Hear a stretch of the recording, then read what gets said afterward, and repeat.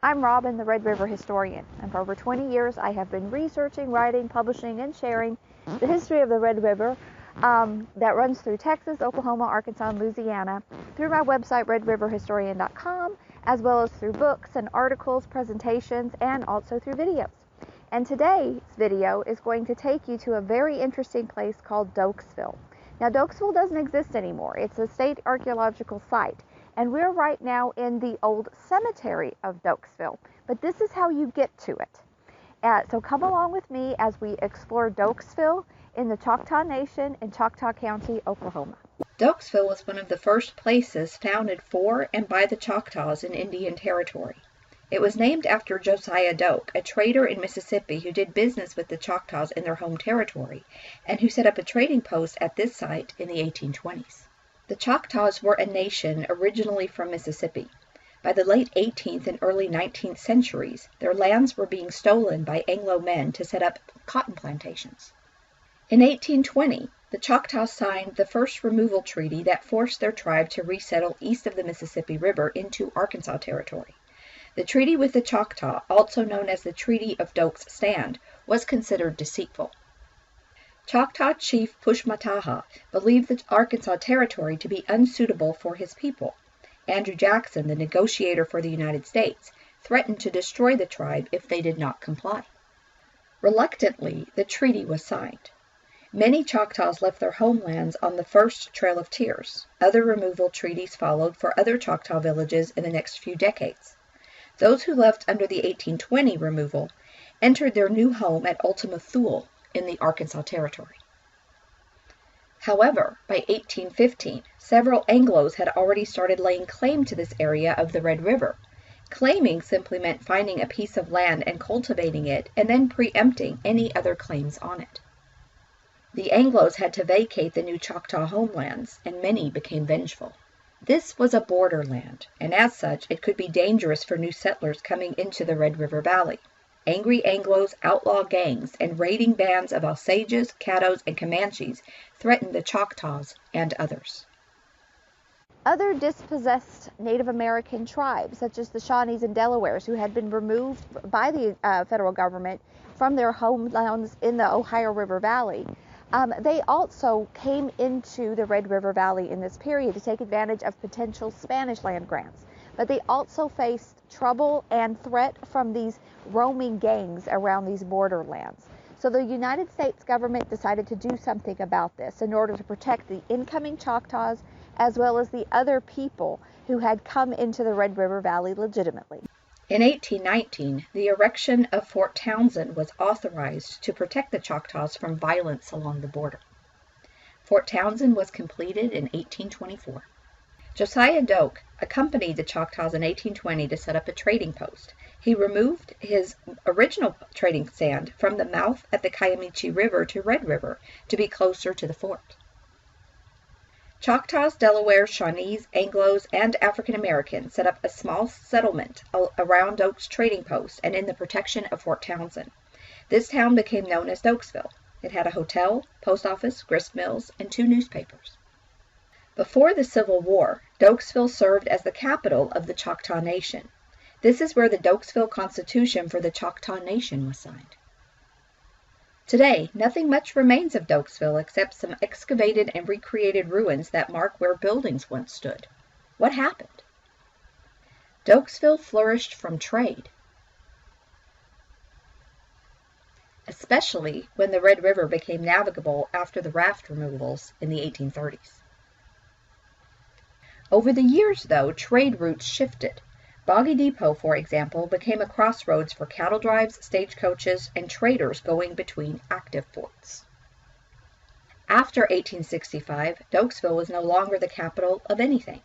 Then in the 1890s, the inhabitants moved so that they could meet the tracks of the St. Louis-San Francisco Railroad, which built a few miles to the south of Doaksville.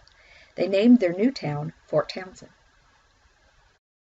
Doaksville was a very important place in this neck of the woods way back in the 1820s and 1830s and all the way into the 1880s. Today, however, it's an archaeological site, and to get to it, you have to come into the Fort Towson/Doaksville Cemetery and walk up these stairs to go down the path to find the old town of Doaksville. Come on, I'll take you up there.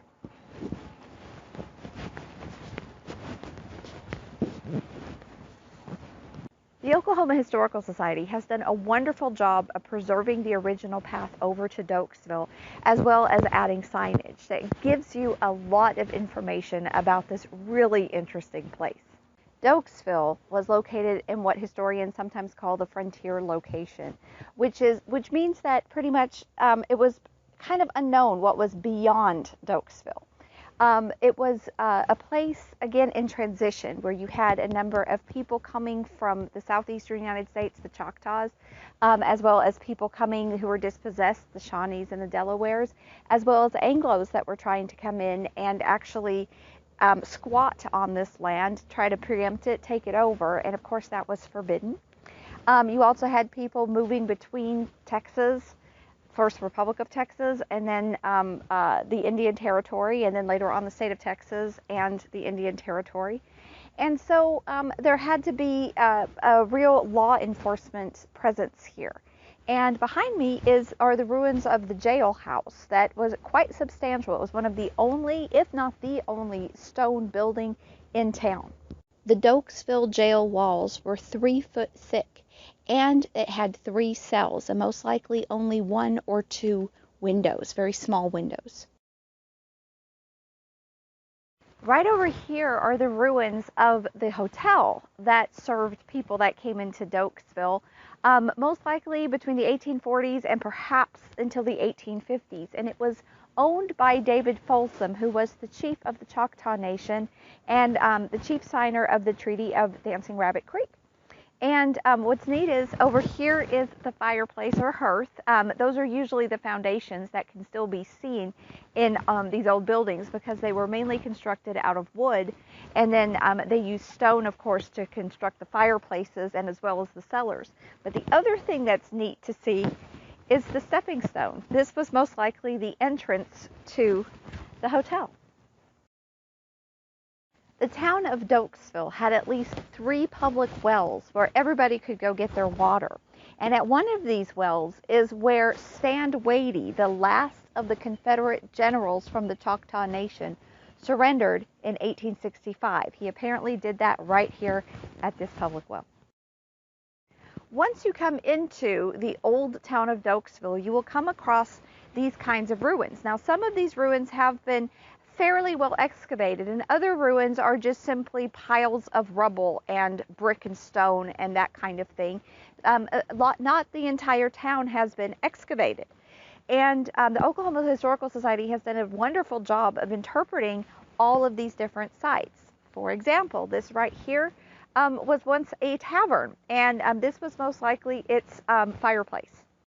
Doaksville is a state archaeological site, and as such, it is protected by federal law. And it's very important for visitors like me and you, school groups, everybody, to understand that you cannot pick up anything at a site like this. Everything that is used here, everything that you see here, even the piles of rubble behind me, they tell a story. And it's important to keep these stories for the generations that follow us, that come after us. So when you come here, enjoy it, love it, be excited about it, but make sure you only take photographs. As you walk around, you might find bits and pieces. You might find like a sherd or something like that from a plate, who knows what. Take a picture, leave it where it is so other people can see it too. Remember that in the United States, we have a lot of history, but it's thin, because so much of the history has been destroyed by development, by roads going through it, by the plow just plowing up entire burial mounds, things like that. So whatever we still have left over, let's all preserve it. Thanks. Thank you for coming out with me today and sharing the history of Doaksville in the former Indian Territory of Oklahoma.